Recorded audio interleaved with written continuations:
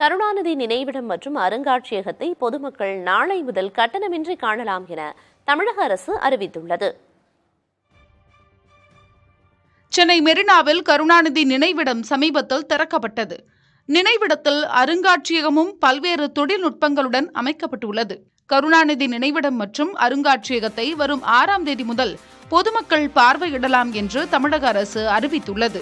கருணாநிதி நினைவிடத்தில் அஞ்சலி செலுத்த அனுமதி சீட்டு தேவையில்லை என்றும், அருங்காட்சியகத்தை காண இணையதளம் மூலம் அனுமதி சீட்டு பெற வேண்டும் என்றும் தமிழக அரசு தெரிவித்துள்ளது. அருங்காட்சியகத்தை பார்வையிட ஒரு அலைபேசி எண் மூலம் 5 அனுமதி சீட்டுகள் பெற முடியும் என்றும், ஒவ்வொரு நாளும் காலை 9 மணி முதல் இரவு 8 மணி வரை 6 கால அளவுகளில் ஒன்றை தேர்வு செய்து கொள்ள முடியும் என்றும் கூறப்பட்டுள்ளது.